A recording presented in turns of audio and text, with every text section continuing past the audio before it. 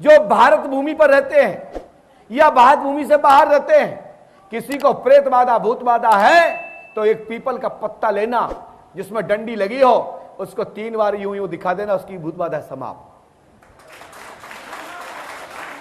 और यदि किसी को पढ़ाई में दिक्कत हो रही है, याददाश्त में कमजोरी है, तो उस पीपल के पत्ते पर मात्र परमात्मा का, श्री राम जी का स्मरण करना, माता सरस्वती का स्मरण करना और उस बच्चे को एक ताबीज बना करके हाथ में बांध देना, उसको सरस्वती प्रकट हो जाएगी, उसका दिमाग विकसित हो जाएगा। और यदि घर में किसी प्रकार से नांग या सरफ से कोई दर्द दिखाई दे रहा है, कष्ट हो रहा है, बार बार काट रहा है, या घर में कोई नांग या परेशान कर रहा है, तो वही पीपल के पत्ते को अपने द्वार पे बांध देना, चौखट पर। तुम्हारे घर में बसेड़ा ऐसा कोई भी कीड़ा, जहरीला जीव आपके मकान में प्रवेश नहीं करेगा। जो दोगला नस्ल की कौम की कोई ऐसा कीड़ा है, कोई ऐसा जहरीला है, तो वो भी तुम्हारे घर में विष नहीं छोड़ पाएगा, जो मैं गारंटी देता हूं। जैसे मोर पंख के विषय में बताया जाता है, जिसके घर में मोर पंख होती है उसके घर में सर्प नहीं आता है, जिसके घर में मोर पंख होती है उसके घर में सर्प नहीं आते। उसी प्रकार से पीपल का पत्ता जिसके घर में द्वार पे टंगा हुआ है, पुड़िया में या नारियल के साथ में या किसी ताबीज के रूप में, तो आपके घर में ऐसा कोई भी जहरीला कीड़ा प्रवेश नहीं कर पाएगा। कोई भी कीड़ा, कोई भी सर्प, कोई भी नांग आपके घर में प्रवेश नहीं कर पाएगा। यदि कोई दोगली नस्ल की कोई ऐसी है जो आन और दुहाई नहीं मानती, तो वो तुम्हारे घर में विष नहीं फैला पाएगी, जो मैं गारंटी देता हूं। ऐसा हमारे ये पुरानी पद्धतियां हैं जो हमारे पूर्वजों के द्वारा, हमारे ग्रामवासियों के द्वारा, हमारी पूर्व माताएं बहनों के द्वारा जो प्रथा चली आ रही थी, वही प्रथा को अब मिशन आ गया है कि घर घर छोटे छोटे टोटके, छोटे छोटे उपाय, जिसमें मंत्र जंत्र नहीं करना, कोई पूजा पाठ नहीं करना, सरल तरीके से उपाय पहुंचा देना, ये पंडों सरकार के दरबार का संकल्प। और आपको छोटे छोटे यंत्र, तंत्र, मंत्र, तंत्र, जंत्र, टोटक, टाऊ इत्यादि विधि को बता करके आपको घर बैठे छोटे मोटे जानकार बना रहा हूं। एक नारियल घर में टांग लेना मात्र अपने इष्ट के नाम से, आपको मान के चलिए तुम्हारे घर में भूत बाधा नहीं घुस पाएगी। और घर में यदि कोई बलि लगना होगी, अकाल मृत्यु घटना दिख रही हो, किसी ने कह दिया हो तुम्हारे घर में बलि लगने वाली है, आपके घर में आपके बच्चे साथ दुर्घटना होने वाली है, तो आप ध्यान रख लेना, 2 नारियल लेना, उस एक पे कहना, हे भगवान, हे बलि को लेने वाले, अकाल मृत्यु को ग्रहण करने वाले, अकाल आत्मा को ग्रहण करने वाले, परमात्मा के चक्र विधान के नियति के अनुसार यदि मेरे बच्चे की या मेरे परिजन की आयु है, तो ये बलि अमुक नाम के व्यक्ति को हम समर्पित करते हैं, इसकी बलि स्वीकार करें। और तत्काल में अमुक पुरुष के नाम से उसका हाथ लगवा करके उसको तोड़ दें, आपके घर की दुर्घटना टल जाएगी। ये कई जानकार लोग इसका फायदा उठा रहे हैं। आजकल बड़ी प्रथा बनी है, चल गई है, घर घर भभूति बांटने की। वो भभूति नहीं है, वो राख है, राख। हाथ लगाने से वो भभूति नहीं बन जाती, जिसमें कम से कम गायत्री मंत्र का आहुति ना दी हो, नवग्रहों की आहुति ना दी हो, जिसमें 10 महाविद्याओं की आहुति ना दी हो, किसी देवी देवताओं का अनुष्ठान ना किया गया हो, तो वो उसकी बगैर भस्म के भस्म भभूति नहीं बनती।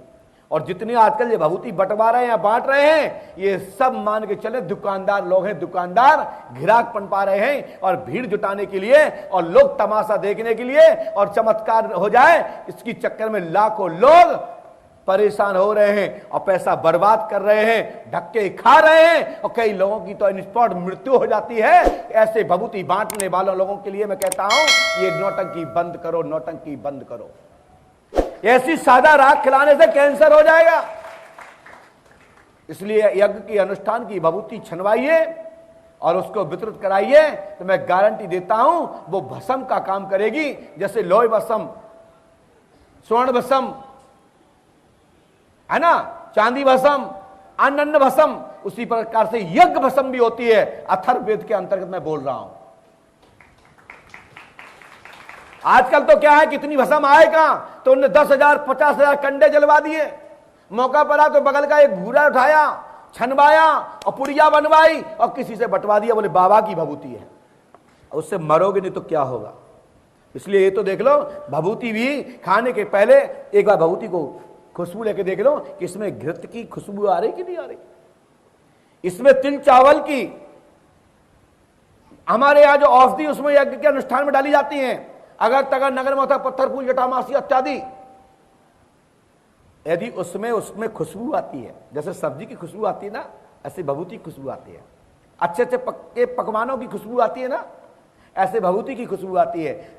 राख को मत खाइए, राख को खाओगे तो फेफड़े में इंफेक्शन हो जाएगा। जल लीजिए, भभूति लीजिए, मंदिरों की जाकर भभूति लीजिए, यज्ञ कुंड की भभूति लीजिए और किसी साधक से भभूति लीजिए, आपको भभूति मिल जाएगी। आजकल तो भभूति लाखों पुड़ियां बनवा करके वितरित करा जा रही हैं, घर घर दुकानें चलाई जा रही हैं, जिससे कि कोई 2 रुपया, कोई 5 रुपया, कोई 10 रुपया, कोई 50 रुपया, कोई 100 रुपया डालेगा और लोगों को लगेगा अरे साहब महाराज जी मुझे इतने बहुत चाहते हैं, घर घर भभूति बंटवा रहे, भभूति नहीं बंटवा रहे, जहर बंटवा रहे, जहर। इससे बचो।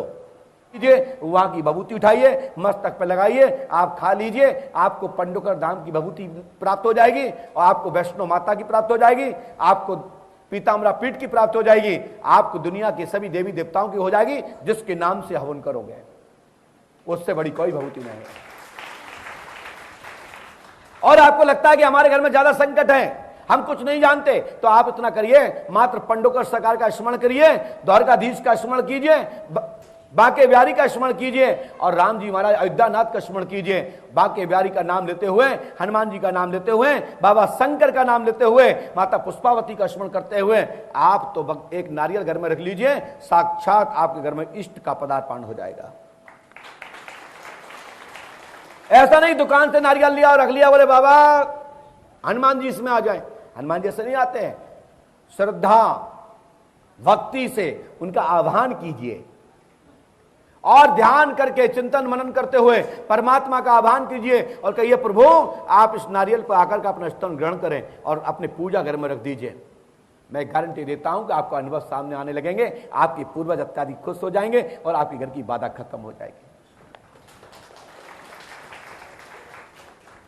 जो मैं जितना उपाय बता रहा हूं सरल बता रहा हूं।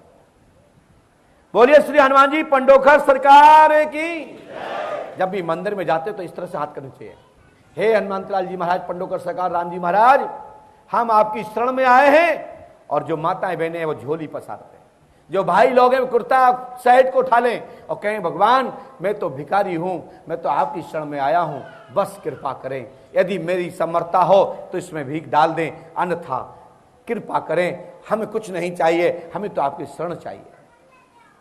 और जब शरण प्राप्त हो जाएंगे तो भीख की आवश्यकता नहीं पड़ेगी, आपको माला माल का एक कोठा मिल जाएगा, खजाना मिल जाएगा।